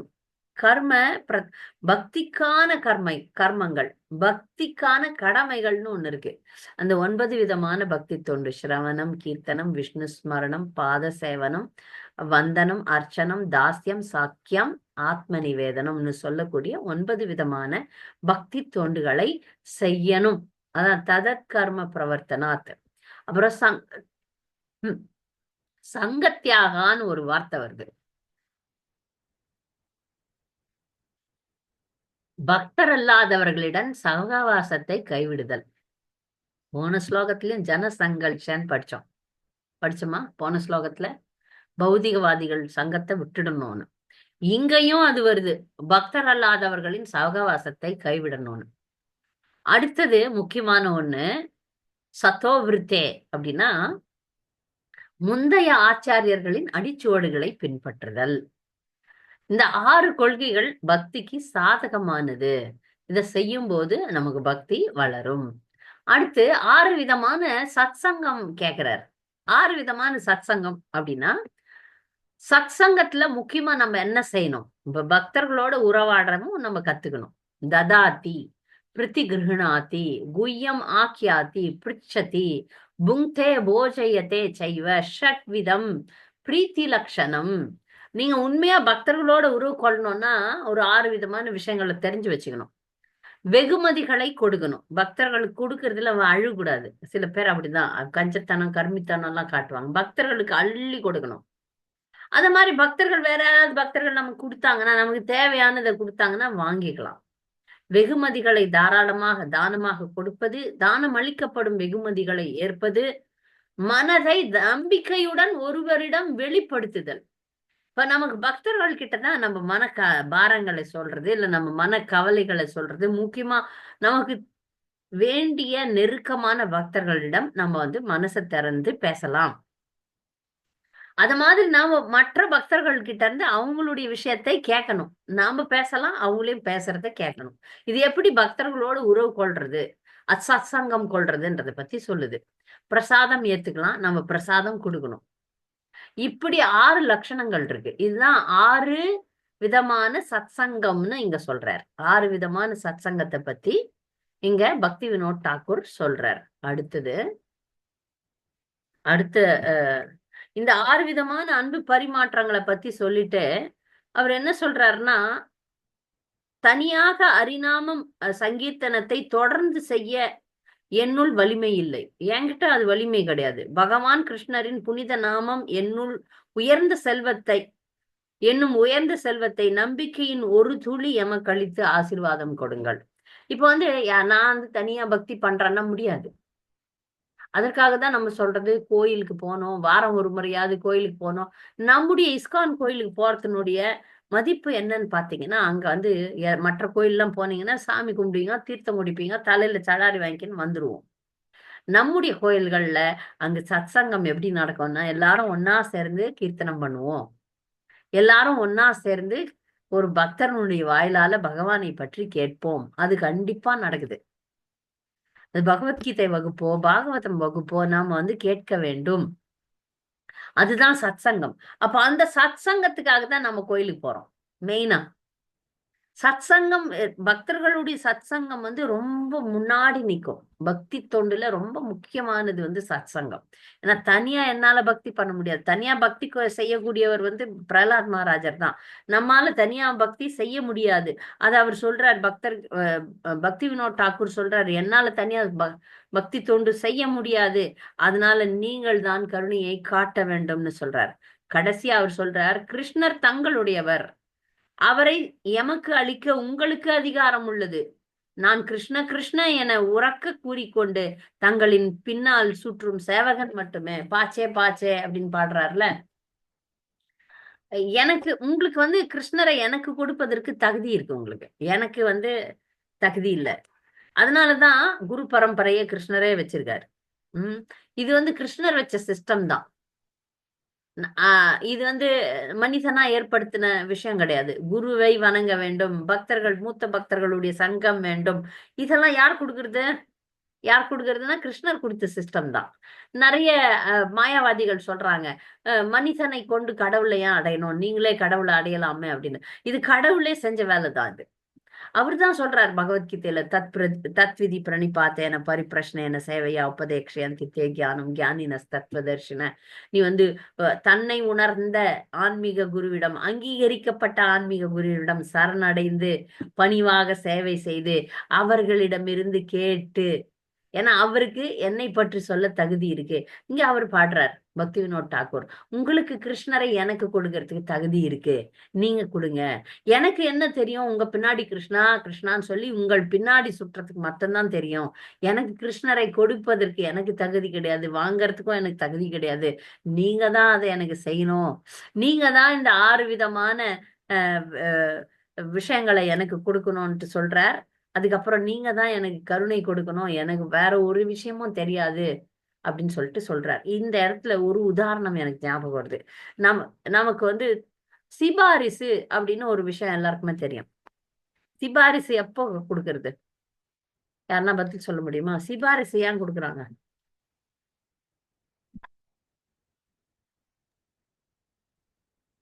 சிபாரிசு எனக்கு தகுதி இல்லைங்கும் போது நீங்க சிபாரிசு கொடுக்கணும் மாதாஜி. எனக்கு தகுதி இல்ல, தகுதியானவங்க ஒருத்த அனுமதி கொடுக்கணும். சரி, அப்ப வந்து நீங்க வந்து ஜபமே பண்ணல, நான் போய் குரு கிட்ட எடுத்துன்னு போய் கொடுத்துட்டு, இந்த அம்மா ஜபமே பண்ணல, தீட்சை கொடுங்கன்னு கேட்கலாமா? பண்றேன், ஆனா சரியா பண்ணல, ஆனா தகுதி இல்லதான். இதுக்கு ஒரு உதாரணம் சொல்றேன் பாருங்க. ஒரு மாணவன் ஒரு கல்லூரியில படிச்சு முன்னேறணும்னு பாக்குறான். ஆனா அவங்ககிட்ட மார்க் இல்ல, அவங்ககிட்ட பணமும் இல்ல. இது என் வாழ்க்கையில நடந்தது. என்கிட்ட மார்க் வந்து ஒரு சுமாரா தான் இருந்தது. நான் ஃபர்ஸ்ட் கிளாஸ்ல தான் பாஸ் பண்ணேன். ஆனா வந்து நான் சப்ஜெக்ட் எடுத்தது இப்ப கிராஜுவேஷன்ல ஒரு சப்ஜெக்ட் எடுத்தேன், போஸ்ட் கிராஜுவேஷன்ல வேற சப்ஜெக்ட்க்கு வந்துட்டேன். இப்ப என்ன சிபாரிசு பண்ணவங்க இவங்க வந்து ஆர்வமுடைய ஒரு மாணவி. இந்த மாணவிக்கு நான் கேரண்டி தரேன், இவங்க வந்து மார்க் கம்மியா தான் வச்சிருக்காங்க, தகுதி இல்லைன்றது உண்மைதான், ஆனா நல்லா படிப்பாங்க, ஏன்னா ஆர்வம் காட்டுறாங்க அப்படின்னு சொன்னாங்க. அப்போ அவர் அந்த ஹெட் ஆஃப் த டிபார்ட்மெண்ட் வந்து நான் உங்களை நம்பி எடுத்துக்கிறேன் அப்படின்னு. நான் இது வரைக்கும் அண்டர் கிராஜுவேஷன் வேற சப்ஜெக்ட் படிச்சவங்களுக்கு போஸ்ட் கிராஜுவேஷன் வேற சப்ஜெக்ட் படிச்சவங்க கொடுக்கக்கூடாது உண்மையா. ஏன்னா நான் படிச்ச படிப்பு மனோ தத்துவம் வந்து ஒரு அறிவியல். அது வந்து ஒரு ஆர்ட்ஸ் குரூப் கிடையாது, அது ப்ராக்டிக்கல்லாம் இருக்கு.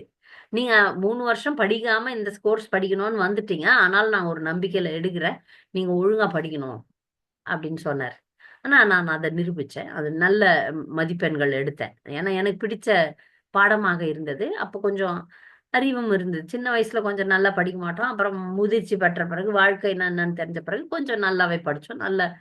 இன்றைக்கு நான் இவ்வளவு அளவுக்கு பேசுறேன்னா அதுக்கு நான் படித்த அந்த பௌதிக கல்வியும் கொஞ்சம் காரணம்தான். அதுல பேச கத்து கொடுத்தாங்க, எப்படி மக்களை மனதை புரிந்து கொள்ள வேண்டும், இது எல்லாமே சொல்லி கொடுத்தாங்க அதுல. அது ஒரு பிராக்டிக்கல் பாடம் தான், ஒரு சயின்ஸ் தான். அதுல வந்து நாங்கள் வந்து மருத்துவமனையில கூட போய் படிச்சோம், பயிற்சி எல்லாம் எடுத்தோம். அப்ப அந்த எனக்கு சிபாரிசு செய்தவர் இப்ப தகுதி இல்லை, ஆனா இவங்க தகுதியை வளர்த்துக்குவாங்க அப்படின்னு சிபாரிசு செஞ்சார். இப்ப அந்த மாதிரி சிபாரிசு தான் சரி.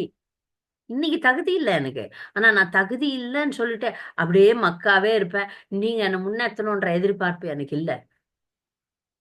நான் கண்டிப்பா செய்வேன். என்ன செய்வேன்? உங்க பின்னாடியே வருவேன். உங்க பின்னாடியே வருவேன்றது என்னது? ஒண்ணுமே பண்ணாம பின்னாடி வர்றதா? இல்ல, அவங்க சொன்னதை செய்யறதா, அவங்க பின்னாடி போறது. இப்ப நிறைய பக்தர்கள் உங்க பின்னாடியே வரணும்னு சொல்லிட்டு என்ன பண்ணுவாங்க, சும்மாவே குரு பின்னாடி போய் வேஷம் போடுவாங்க. அது கிடையாது. இதை நம்ம பார்த்துருக்குறோம், நான் நிறையவே பார்ப்பேன். குரு வரும்போது மட்டும் குருவுக்கு மட்டும் செய்வாங்க, அது தப்பு. அதெல்லாம் எங்கேயுமே எந்த சாஸ்திரத்திலையும் சொல்ல. பக்தர்கள் அனைவருக்கும் சேவை செய்ய வேண்டும், பக்தர்கள் அனைவரிடமும் நாம் அன்பு காட்ட வேண்டும், சேவை செய்ய வேண்டும். குரு முன்னாடி மட்டும் போய் நடிக்கிறது, அப்புறமா எங்க போய நீ யாரோ நான் யார், போனே எடுக்க மாட்டேன். நான் ஒரு மருத்துவன். எனக்கு வந்து சம்பளம் எதுக்கு கொடுக்குறாங்கன்னா, நான் வந்து நோய்களை தீர்ப்பது, யாருக்குன்னா அவசரம் ஆபத்துன்னா சம்பளம் கொடுக்குறாங்க, என்ன வச்சிருக்காங்க இங்க. ஆனா நான் போனே எடுக்க மாட்டேன். ஒரு எமர்ஜென்சி கேஸ் நான் போனே எடுக்க மாட்டேன். நான் என்ன பண்றேன்னா, நான் என் விருப்பம் போல எனக்கு பக்தியை அனுபவிக்கும் பக்தர்களை எனக்கு கொஞ்சம் கூட பிடிக்காது. முன்னேற்றமே காண முடியாது. வெளியே முன்னேற மாதிரி தெரியும், ஆனா அங்கு முன்னேற்றம் காண முடியாது. அதையும் நீங்க புரிஞ்சுக்குங்க. அது மாதிரி வேஷம் போடுறவங்கள வேஷம் நீங்க போடக்கூடாதுன்றதை நான் உங்களுக்கு சொல்லித்தரேன். உங்களுக்குன்னு ஒரு கடமை இருக்கு. இப்ப நீங்க ஒரு பக்தர், நீங்க ஒரு டாக்டர்னு வச்சுக்கோங்களேன், நீங்க எப்போதும் ஆக்டிவா இருக்கணும். யாருக்காக டாக்டர்? பக்தர்களுக்காக டாக்டர். அப்ப பக்தர்களுக்கு சேவை செய்யணும். ஒரு குருவுக்கு மட்டும் நான் சேவை செஞ்சுட்டு அப்புறம் மத்த நேரத்துல போனை சுவிட்ச் ஆஃப் பண்ணி விசிறி அடிச்சுட்டு நான் பாட்டு நான் என் விருப்பம் போல இருக்கிறேன்னா அது ஏற்புடையது அல்ல, ஏற்புடையது அல்ல. ஆகவே பக்தர்களே, நம்ம வந்து இப்போ இந்த வேஷம் போட்டோம்னா அது கிருஷ்ணருக்கு தெரியும், குருவுக்கும் தெரியும் இவங்க எல்லாம் வேஷதாரிகள் அப்படின்ட்டு. ஆனா இங்க பின்பற்றுதல் அப்படின்றது உண்மையாக பின்பற்றுதல், சும்மாவே போறது கிடையாது. அங்க உண்மையாக ஒரு சேவையை செய்யறது. நம்முடைய பக்தி தொண்டை ஒழுங்கா தத கர்ம பிரவர்த்தனாத்து, நமக்கு பக்தி தொண்டுன்னு ஒரு பேக்கேஜ் கொடுத்துருக்காங்களே, அதை ஒழுங்கா செய்யறது. அப்படி ஒழுங்கா செய்யும் போது நமக்கு கருணை கிடைக்கும். கிடைக்காத மாதிரி சில பக்தர்களுக்கு தோணும், அப்படி கிடையாது. உங்களுக்கு கருணை கொடுக்கப்படும், உங்களுக்கு கண்டிப்பாக கருணை கொடுக்கப்படும். அதை நம்பி நம்ம வந்து பக்தி தொண்டில் தீவிரமாக செல்ல வேண்டும். அது தெரியும். நீங்க நல்ல பக்தர்னா அது கிருஷ்ணருக்கும் தெரியும், குருவருக்கும் தெரியும். அதை காட்ட வேண்டிய அவசியம் கூட கிடையாது.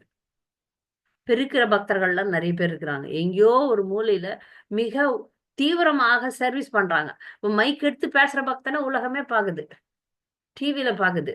ஆனா எங்கேயோ ஒரு மூலையில பகவானுக்காக எப்பொழுதும் தொண்டு செய்து கொண்டிருக்கும் ஒரு பக்தன் உலகம் வேணா பார்க்காம இருக்கலாம், பகவானும் குருவும் கண்டிப்பாக பார்ப்பார்கள். அதனால நீங்க வந்து பக்தி தூண்டில் நம்பிக்கை வைத்து அவர் வைஷ்ணவ ஆச்சாரியன் பின்னாடி போறதுக்கு போறேன்னு அவர் சொல்றாரு. அது என்னன்னா, நமக்கு கொடுக்கப்பட்ட பக்தி கடமைகளை செய்தல். அதான் அர்த்தம். பக்தி கடமைகளை செய்யறதுதான் பின்னாடி போறதுன்னு அர்த்தம். பின்னாடி குரு வரும்போது பின்னாடி போறது நல்லதுதான், தப்பு இல்லை. ஆனால் அது மட்டும் செஞ்சுட்டு வேற எதுவும் செய்யாம இருந்தா பலன் இல்லை. அது சொல்றதுக்காக தான் இந்த கருத்தை சொன்னேன். பக்தர்களுக்கு இந்த பாடத்துல ஏதாவது சந்தேகம், கூடுதல் கருத்துக்கள் இருந்தா தெரிவிக்கலாம்.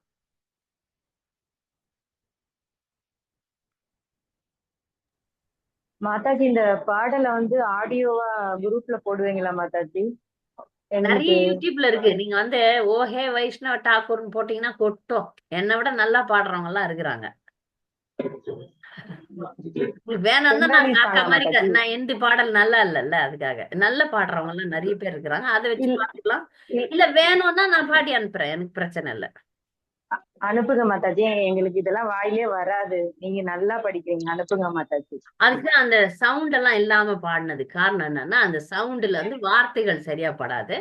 நான் அனுப்புறேன். நீங்க வந்து அதை எப்பெல்லாம் முடியுதோ, இப்ப வைஷ்ணவ ஆச்சாரியர்களின் பாடல்கள்னு புத்தகம் இருக்கு, அந்த புத்தகம் வச்சுக்கணும், அது பாடணும், அவ்வளவுதான். அந்த பாடி அதனுடைய பொருளை உள்வாங்க வேண்டும். புரியுதா? சரி மாதாஜி, சரிங்க. ஹரே வைஷ்ணவ கிருஷ்ணா. ஆச்சாரியர்கள் பாடல்களை எப்பெல்லாம் அந்த மனசு அலைப்பாயுது பாருங்க, மனசு கண்டதை நினைக்குது, அடங்க மாட்டேங்குது, அப்போ வந்து ஒரு பாட்டை எடுத்து பாடணும். ஒரு பாட்டை எடுத்து பாடும்போது என்ன ஒரு பலன் இருக்குன்னா, அது சமீபத்துல நான் உணர்ந்தேன். எங்க வீட்டுக்கு பக்கத்திலே ஒரு குரு இருக்கிறார். அது நான் செய்த மகாபாகியம். இப்போ தொடர்ச்சியா அந்த வகுப்புகளுக்கு நான் போறேன், பக்கத்துல இருக்கிறதுனால சுலபமா போக முடியுது. அவங்க வந்து 1 மணி நேரத்துக்கு வைஷ்ணவ ஆச்சாரியர்கள் பாடல்கள் பாடிடுறாங்க. 1 மணி நேரம் அந்த குரு வந்து வகுப்பு கொடுப்பார். அதுல ஒரு சில பாடல்கள் என்னை அறியாம எனக்கு தூக்கத்துல கூட அந்த பாட்டு ஓடுது. அந்த பாடல்ல பக்தர்களுக்கும் பாடி காட்டணும்னு எனக்கு ஆசை. அதனுடைய வரிகள் வந்து ரொம்ப ஆழமான கருத்துடையதா இருக்கு. ரொம்ப ஆர்வமா அந்த பாட்டை நான் வந்து அசை போடுகிறேன். இப்ப இந்த பாடல்களினுடைய வரி, ஒரு சில வரிகள் கூட நம்ம உள்ள போச்சுன்னா அது நம்ம எப்பொழுதும் கிருஷ்ண உணர்வில் வச்சிரும். பாட்டா பாடும்போது அது வந்து நமக்குள்ள ஆழமா இறங்கும். அது நம்மை வந்து அந்த கிருஷ்ண உணர்வுல வைக்கும். அதனால வந்து வைஷ்ணவ ஆச்சாரியர்களுடைய பாடல்களை கண்டிப்பா பாடி அதனுடைய பொருளை தியானிக்க வேண்டும், அர்த்தத்தை தியானிக்க வேண்டும். சரியா? நான் நீங்க சொன்ன மாதிரி போட்டுடுறேன், அதை பாடி அனுப்பிச்சிடுறேன். வேற ஏதாவது கேள்விகள் இருக்கா?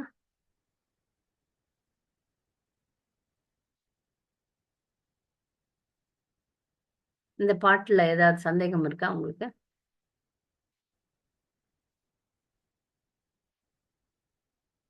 ஹரே கிருஷ்ண மாதாஜி, ஒரு பொதுவான கேள்வி மாதாஜி. பொதுவான நாம இப்ப வந்து ஒரு ஒரு ஒரு 6 மணி நேரம் 7 மணி நேரம் வந்து அபக்தர்கள் சங்கத்துல தானே மாதாஜி இருக்க முடியுது. அப்போ வந்து நம்மளால ஒண்ணுமே செய்ய முடியறது இல்ல. நாம ஒண்ணு நினைச்சிட்டு இருப்போம், ஆனா ஒண்ணு வந்து செஞ்சிட்டு இருப்போம்.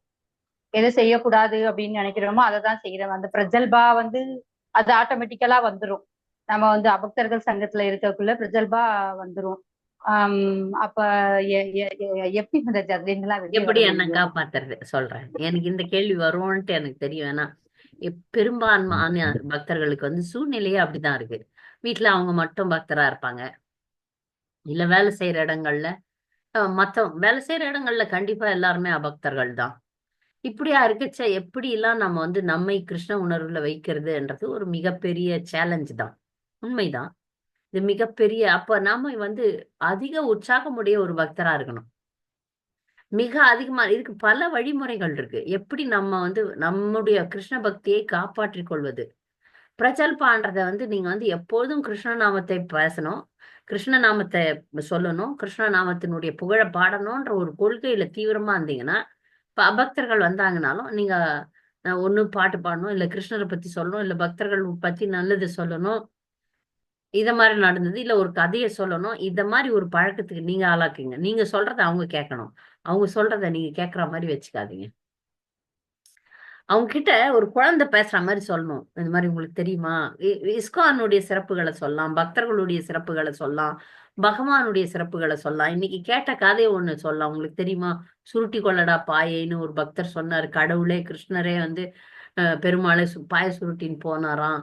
அப்படி அந்த சாதாரண மக்களுக்கும் புரியுற மாதிரி கிருஷ்ண உணர்வை அவங்களுக்கு நீங்க பேச முடியும். அதெல்லாம் அதுங்க கேட்காதுங்கன்னா அதுங்க பேசுறத நீங்க கேட்கவே கூடாது. பிரச்சல்பா அப்படின்னும் போது ஊர்க்கதை அவங்க பேசுறது டைம் இல்லை அப்படி இப்படின்னு சொல்லிட்டு அப்படியே எஸ்கேப் ஆக பாருங்க.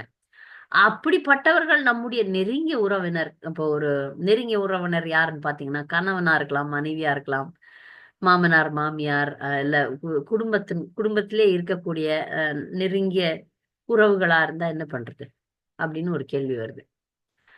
முடிந்த வரைக்கும் நாம வந்து கிருஷ்ண உணர்வை அவங்களுக்கு கொடுக்க பார்க்கணும். அது முடியாத பட்சத்துல அவங்க கை ஓங்கி இருக்குன்னு வச்சுக்கோங்க. அப்ப எப்பெல்லாம் வந்து இந்த மாதிரி பேச்சை தவிர்த்து வேற வேலைகள்ல ஈடுபடணும், மனதளவுல அதுல ஈடுபடாமல் இருக்கலாம். அது மாதிரி பண்ணலாம். ஒரு உதாரணத்துக்கு தாமரை வந்து இலை, ஒரு தண்ணியில ஒரு இலைய போடுங்களேன், அந்த இலை வந்து அழுகிடும். ஆனா தாமரை இலை பாருங்க எப்போதும் தண்ணியில் தான் இருக்கு, ஆனா அழுகாது. ஏன்னா அது மேல அந்த இலை மேல வந்து ஒரு மெழுகு இருக்கு. அந்த மெழுகு தாமரை இலை மேல தண்ணி வராம பாத்துக்குது. நீர் தாவரங்கள் எல்லாமே அப்படிதான். நீர்ல இருக்கக்கூடிய தாவரங்கள், செடிகள் மேல ஒரு வேக்ஸ் இருக்கும். அப்ப நாம வந்து அபக்தர்களோட இருக்கக்கூடிய நம் மீது ஒரு பூச்சி போட்டுக்கணும். அதாவது நாம அவங்களுக்கு கொடுக்கலாம், நான் அவங்க கிட்ட இருந்து நம்ம வாங்க கூடாது. அது எதுவா இருந்தாலும் சரி, பிரசாதம் கூட அப்படிதான். நான் கொடுக்குறேன் அப்படின்ற ஒரு முன்னாடி நின்று நீங்க கொடுத்துருங்க, நீங்க வாங்காதீங்க. கொடுக்கறதுல இருங்க. கிருஷ்ண உணர்வை கொடுக்கலாம், ஆனா அவர்களுடைய பௌதிகத்தை நாம் வாங்கக்கூடாது அப்படின்ற கொள்கையோட நம்ம பழகும்போது நமக்கு ஓரளவு பாதுகாப்பு கிடைக்கும். இந்த பதில் போதுமானதா? ஓகே மாதாஜி. சில நேரங்கள்ல வந்து நேரங்கள் வீணாகுதுன்னு வச்சுக்கோங்களேன். எப்பெல்லாம் நீங்க சமயம் பார்த்துட்டே இருக்கணும். சமயம் பார்த்துட்டே அப்போ வந்து பீட் பேக் உள்ள வச்சுட்டு எங்கேயாவது இப்ப திருமணத்துக்கு போறீங்கன்னா எங்கன்னா ஒரு ஓரமா உட்காந்துக்கணும், அவ்வளவுதான். என்ன கூப்பிடலையே, என்ன முன்னாடி வைக்கலையே, என்ன இது பண்ணலையா அது பண்ணலையா, நான் அந்த மாதிரி ஆசையெல்லாம் விட்டுட்டேன். ஏன்னா எதுக்கு டைம் வேஸ்ட். அப்படியே தூரமா அப்படி உட்காந்துக்கிட்டு நான் வந்துட்டேன் அப்படின்னு சொல்லிட்டு தூரம் உட்காந்துன்னு ஜெபம் பண்ணலாம். இந்த மாதிரி சின்ன சின்ன சின்ன நடைமுறை விஷயங்களை நீங்க வந்து கடைபிடிச்சீங்கன்னா அவர்களால நம்ம வந்து பாதிக்கப்படாமல் இருக்க முடியும். சில நேரங்கள்ல வந்து இது பண்ணலாம், ஒரு சின்ன சின்ன பிட்டுல வந்து ஸ்லோகம் எழுதி எடுத்துன்னு போயிடலாம். அவங்க வேற யாருன்னா அவங்க பாட்டுன்னு ஏதோ கதை பேசட்டும். 2-3 பேர் இருந்தா நீங்க தப்பிச்சுக்கலாம். நீங்க மட்டுமே இருந்தீங்கன்னா தப்பிக்க முடியாது. 2-3 பேர் சேர்ந்து கும்பலா கதை பேசுறாங்கன்னு வச்சுங்க, அப்ப நீங்க வந்து உங்க கையில அந்த ஸ்லோகம் சீட்டு வச்சுக்கலாம். இல்ல மொபைல பார்த்து அந்த ஸ்லோகத்தை வச்சு மனப்பாடம் பண்ணலாம். இந்த மாதிரி சில டெக்னிக்ஸ் எல்லாம் கத்துக்குங்க. அப்ப அவங்க பார்ப்பாங்க, இது கிட்ட நம்ம வேலை ஆகாது அப்படின்னு சொல்லிட்டு அவங்களே விலகி போயிடுவாங்க. இல்லைன்னா போன் வந்துச்சு, இப்ப யாராவது கூப்பிட்டு நமக்கு பௌதிக விஷயங்களை பேசுறாங்கன்னும் போது போன் அப்படி எடுத்துக்கணும். இந்த போன் வந்துச்சு, இதோ வரங்க அப்படின்னு சொல்லிட்டு கூட எஸ்கேப் ஆயிடலாம். அந்த மாதிரி சின்ன சின்ன நடைமுறை விஷயங்களை கடைபிடித்து பௌதிகவாதிகளோடு பிரஜல்பா பேசுவதை நிறுத்த பாத்துருங்க. ஆனால் அது மிக சொந்தமாக இருந்தா கொஞ்சம் கஷ்டம்தான். மிக நெருங்கிய மகனாகவோ மகளாகவோ நெருங்கிய உறவினர்களாகவோ இருந்தா கொஞ்ச நேரம் அவங்க சொல்றதை கேட்டுதான் ஆகணும். ஆனால் அவர்களை நம் வழிக்கு கொண்டு வரதுக்கு எப்படியாவது முயற்சி பண்ணுங்க. அப்படி முயற்சி செய்யும் போது அவங்களுக்கு நம்ம வழி பிடிக்கலன்னா அவங்களே போயிடுவாங்க. இது நடக்கும் உங்க வாழ்க்கையில. இது போட்டு அறுத்துரும், நாம போயிடலான்ட்டு அவங்க போயிடுவாங்க. சரியா? வேலை செய்யும் இடங்கள்ல நீங்க வேலை செஞ்சுட்டு வந்துட்டே இருக்கணும், அவ்வளவுதான். இப்ப பௌதிகமா யாராவது ஆபீஸ்ல வேலை செய்யறீங்க, பௌதிகமான வேலை இருக்கு, அதெல்லாம் பண்ணிதான் ஆகணும், வேற வழியே கிடையாதுங்க. ஏன்னா நமக்கு வாழ்வாதாரம் வேணும். அப்போ அந்த இடத்துல வந்து எவ்வளவு முடியுமோ அவ்வளவு அங்க எவ்வளவு உங்களை அந்த வேலையை மட்டும் செஞ்சுட்டு விலக இருக்கணும். காரியத்துல கண்ணா இருக்கணும். நம்ம ஆரிய கூத்தாடினாலும் காரியத்துல கண்ணா இருக்கணும். நம்முடைய எண்ணம் வந்து கிருஷ்ணர் மேலேயே இருக்கணும். அதனால காலையில வேலைக்கு போற பக்தர்கள்லாம் காலையில உங்களுடைய ஜபத்தை முடிச்சுட்டு கொஞ்சோண்டு படிச்சுட்டு போங்க.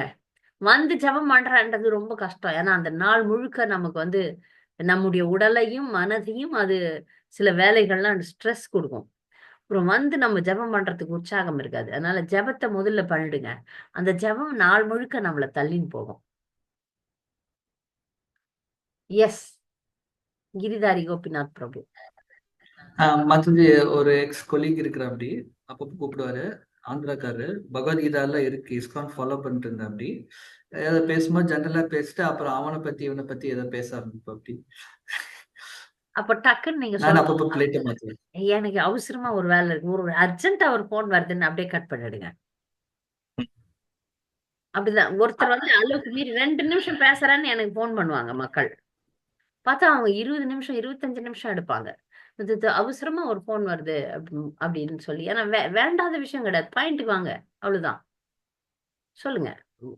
வேண்டாத சில நேரத்துல ஓப்பனா கூட சொல்லலாம். நம்ம அந்த விஷயம்லாம் எனக்கு எதுக்கு? நாங்க பக்தர்கள், எங்களுக்கு இந்த விஷயம் தேவையில்லை, மன்னிச்சிருங்க. இது வேண்டாம், இது வேண்டாமே, இது பேச வேண்டாம். ஹரே கிருஷ்ணா மாதாஜி. சொல்லுங்க மாதாஜி. ஒரு ஒரு மேடம் இருக்கிறாங்க, அவங்க டைரியில் வேலை பாக்குறாங்க, பெரிய ஆபீசர். அவங்க ஒரு 5 வருஷமா எனக்கு பழக்கம். இப்படி பிரபுவோட ஃப்ரெண்டு தான் லேடி. அப்ப எனக்கு பழக்கமானாங்க, நம்ம வீட்டுக்கு வந்தாங்க, பிரசாதம் எல்லாம் கொடுக்குவேன். எப்படி ஆனியன் கார்லிக் எல்லாம் இவ்வளவு நல்ல பிரசாதம் ஏதோ அப்படியே அது வந்து பகவத்கீதை வாங்கிட்டாங்க, சாண்டிங் பண்ண ஆரம்பிச்சிட்டாங்க. இப்ப நான் மாயப்பூர்ல இருக்கும்போது அவங்க அம்மா இறந்துட்டாரு. சின்ன வயசுதான் அவங்க, இந்த லேடிக்கு சின்ன வயசு, 45 வருஷம். அவங்க அம்மாக்கு அட்டாக் ஆயிருச்சாமா, ஹார்ட் அட்டாக். சோ அதுல இருந்து நான் எப்பவுமே சொல்றேன், ஆனா அவங்க அம்மாவோட கதைங்க தான் நிறைய சொல்றது. எனக்கு ஃபீலிங் ஆகுது, எனக்கு மறக்க முடியல. நான் அவங்கள போன டக்குன்னு வைக்க முடியல. அவங்க தும்மு ரொம்ப பேசறாவது, எந்தக்குதான் இங்க உயிரின்னு இருக்குது. நான் இல்ல, ஹரே கிருஷ்ணாலாம் சொல்லுங்க, சரியாயிரு, பகவத்கீதை பண்ணிட்டு தான் இருக்கிறேன், ஆனாலும் கஷ்டமா இருக்குதுங்கிறாங்க. எப்படி மாதாஜி இது? நான் பொதுவா வந்து இந்த மாதிரி ரொம்ப லாங் கான்வர்சேஷன் அப்படின்னும் போது என்ன பண்ணுவேன், எனக்கு இப்ப டைம் இல்லைன்னு சொல்லி பார்ப்பேன். அவங்க கேட்கல, உங்களால போனை வந்து வைக்க முடியல, கேட்டுதான் ஆகணும், ஏன்னா அவங்க வந்து ஓரளவு என்னோட சம்பந்தப்பட்டவங்க அப்படின்னு நீங்க நினைச்சீங்கன்னா, அந்த போனை வந்து போனுக்கு தான் இப்ப அந்த இது வந்துடுச்சு இல்ல, அதை வச்சுக்கிட்டு நீங்க வேற வேலையை செய்ய ஆரம்பிக்கணும். இப்போ துடைக்கணும், பெருகணும், முழுகணும், அந்த மாதிரி ஒரு வேலையை செய்ய ஆரம்பிச்சிருங்க. அப்ப அவங்களுக்கே புரியும், சொன்னதையே திரும்பி சொல்றதுல என்ன பிரயோஜனம்? அழறதுனால போனவங்க திரும்பி வரப்போறாங்களா? உங்க மன ஆறுதலுக்கு நீங்க ஒரு முறை சொல்லிட்டீங்க, அழறதுனால திரும்பி வரமாட்டாங்க, தயவுசெய்து புரிஞ்சுக்குங்கன்னு சொல்லி பாருங்க. இது இல்லாம அதே பேசுறாங்கன்னா நீங்க வேற வேலையை செய்ய ஆரம்பிச்சிருங்க. ஒரு நாள் பேசுவாங்க, 2 நாள் பேசுவாங்க, அப்புறமா நிறுத்திடுவாங்க அவங்களே. இப்ப கோயிலுக்கு எல்லாம் போறாங்க மாதாஜி, சொல்றாங்க, எனக்கு ரொம்ப ஃபீலிங் ஆச்சு, நான் கோயிலுக்கு போறேன் இஸ்கானுக்கு. நல்லா, அதெல்லாம் ஒரு குசியா தான் இருக்குது. சில டைம் இது சொல்ல வர்றாங்க, எனக்கு ஷேர் உங்ககிட்ட தான் நான் ஷேர் பண்ணிக்கிறேன். அப்ப நான் கொஞ்சம் கொஞ்சம் அது அவாய்ட் பண்ணிட்டு வச்சிடுறேன். தெரியுது எனக்கு நல்லாவே. அவங்க டைம் வேஸ்ட். சில நேரங்கள்ல இந்த பக்திக்கே வரமாட்டேன்னு அடம் பண்றவங்க இந்த மாதிரி பேச்சு எல்லாம் நம்ம இடம் கொடுக்கலன்னா அவங்களும் விலகிடுவாங்க. அந்த மாதிரி அதனாலதான் நான் கம்மல் இருக்கிறேன் மாதாஜி. ஏதோ வர்றாங்களே, ஏகாதசி பிடிக்கிறேங்கிறாங்க, இஸ்கான் போயின்னு ஆசைப்படுறாங்க, அதுக்காக கொஞ்சம் தட்டி கொடுங்க. சில நேரங்கள்ல நமக்கு டைமும் போகும். யாரையாவது பக்தியில வளர்க்கணும்னா நம்ம டைம் போய் தான் ஆகுது. பாருங்க, முயற்சி பண்ணுங்க. ரொம்பவே அப்படியே இருந்தாங்கன்னா சொல்லி பாருங்க, போதும் அவங்கள பத்தி தான் சொல்லிட்டீங்களா, ஆமா நீங்க சொன்னீங்கல்ல, இதே சொல்லிட்டீங்க, நீங்க ஏற்கனவே சொல்லிட்டீங்க அப்படின்னு திருப்பி சொல்லுங்க. ஏற்கனவே இந்த விஷயத்த நீங்க பேசிட்டீங்க, சரி சரி எனக்கு ஞாபகம் இருக்கு, சொல்றதுனால போனவங்க வர போறாங்களா, வரமாட்டாங்க, நீங்க பக்தி பண்ணுங்க, வாங்க 2 பேரும் சேர்ந்து ஜெபம் பண்ணலாம், இது நேரம் வீணாகுது, வாங்க ஜெபம் பண்ணலாம் அப்படின்னு சொல்லிட்டு பீட் பேக் எடுத்துக்கங்க. ஹரே கிருஷ்ணா. வேற ஏதாவது கேள்விகள் இருக்கா? பக்தர்களுக்கு மிக்க நன்றி. நாம் அடுத்த வாரம் வழக்கம் போல நம்முடைய பாகவத வகுப்பை ஆரம்பிச்சிடலாம். ஞாயிற்றுக்கிழமைகள்ல ஒவ்வொரு ஞாயிற்றுக்கிழமையும் ஒரு வைஷ்ணவ ஆச்சாரியர்களுடைய பாடல்களை நம்ம பார்க்கலாம். அதுக்கப்புறம் ஒரு தலைப்பை நம்ம தேர்ந்தெடுப்போம். இப்போதைக்கு வைஷ்ணவ ஆச்சாரியர்கள் பாடல்கள் போகலாம். மாஞ்சா கல்பதருபஸ்ஸ கிருபா சிந்தித்தேவச்ச பதிகானம் பாவனேபியோ வைஷ்ணவேபியோ நமோ நமக. நன்றி. ஹரே கிருஷ்ணா.